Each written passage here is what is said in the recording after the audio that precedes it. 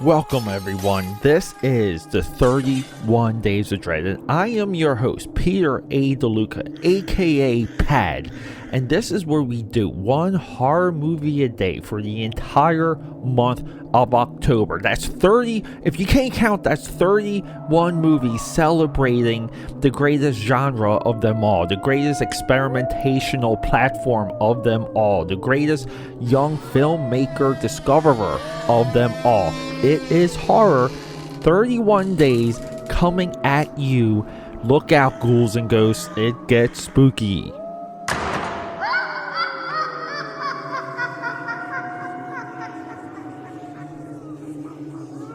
Alright everyone, coming out of that intro hot, this is what I call the telethon portion of the podcast. This is where I pitch myself to you for your support. Your support means everything to me because we're fighting, the AKAPAD army is fighting against algorithms everywhere. Algorithms, I ate some cereal earlier today, I dumped it into my bowl and it was full of algorithms. Okay, bad joke. Alright. Sharing this podcast, telling your friends about it, leaving comments, leaving reviews. This is how we grow AKAPAD's audio audacity.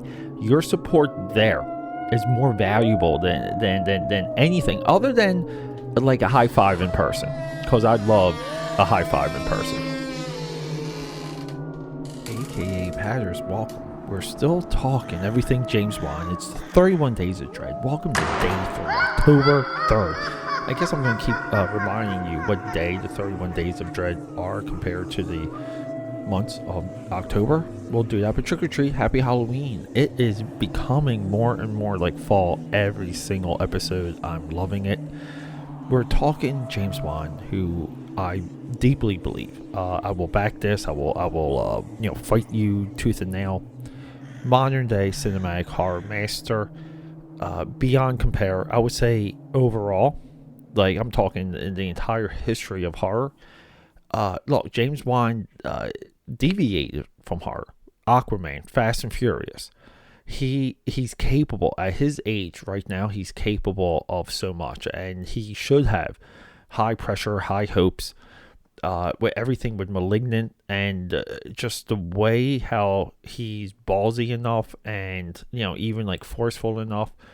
How much confidence he has to attempt a lot of what he did with Malignant goes right into the Conjuring franchise, because we're talking Conjuring 2, $40 million budget, 330 plus million like gross, double the budget of the first movie. And then we have this like influx. We were doing somewhat of a sequel trope. We're transporting the characters across the pond. They're going to England. We're going to introduce an avalanche of new characters. Also a sequel trope, right? Sequel tropes are character heavy. You can always look at like the Batman sequels. You can always look at the Lethal Weapon sequels. Like what was it? By the time we had Lethal Weapon 4, there was like 30 characters to keep track of. But that's what makes sequels fun. We saw this with Austin Powers because we already know some of the characters. So we don't have to like carry that over. Those characters are just in the movie and you want to introduce in the first movie. Is here, and we get that in this. And here's the crazy thing. Okay, we have this in the realm of like the demon world. Okay, we have like fresh demon characters, and it's so freaking exciting. This nun character that's in this movie, and look, I can tell you about the plot, but we know the plot for The Conjuring. Something's haunted. It's messed up. These two, it's a married couple. It's in the 70s. We're playing 70s music. Everyone has sideburns, and they're going to come fix the problem. And then there you go. And then how do we separate this? How do we separate Conjuring 2 from everything else? Well, here's the thing. Nothing new. Nothing different. We make the couple closer. We make the couple more of a couple. We make them, have a little bit of a internal love mix-up. Okay? Like, there needs to be some strife within their love. Boom. Done. We have a new family. We need to make that family a little bit tighter, so when things start happening, we get a little bit fearful of the family. Done. We need new characters around the family. Done. We need conflict within the family. Okay, this is why, like, this movie has a lot of writers, and I do feel like it shows. But again, if we're going to like handle tropes, okay, because horror is built on tropes, horror wouldn't exist without tropes. But if the tropes are executed at a high level, they're invisible tropes. Unless you're sitting there and something's like recent in your mind, like you've seen a similar movie, and you're just like, like the light bulb goes off in your head, and you're like, oh, like this under the kitchen counter scene when he's fixing the sink. I've seen this in a lot of movies before. I've also seen it in a lot of porn. So it's stuff like that, okay? This movie, though, the investigating couple, right? Lorraine and what are? Let me just the Hayes, right? Hold up, let me get the Warrens, okay? Lorraine Warren and Ed Warren, Vera Farmiga, who is amazing, Patrick Wilson. These are his best roles. These are his absolute best movies. Patrick Wilson is so freaking good in this movie. I love just watching him. That's our married couple, and they get connected to the family and the things that they do around the family to calm them, to bring them ease, to bring them hopefulness. That is the absolute best part of this movie. Now, the second best part of this movie is the introduction of the Conjuring's Boba Fett. That's right. Anna is not the Conjuring's Boba Fett. Anna is the Conjuring's like Luke Skywalker or Han Solo. It's a forefront character from the very beginning, even though Annabelle was seen, I think, 3 times in that first movie. But the nun, see, Boba Fett's a character you don't expect. Like, it's not there from the beginning. Boba Fett is introduced. Just like, like Snake Eyes, people will compare Boba Fett to Snake Eyes. Not really. Snake Eyes was there from the beginning. It's a character that's introduced along the way that catches on. And that's like the Boba Fett syndrome.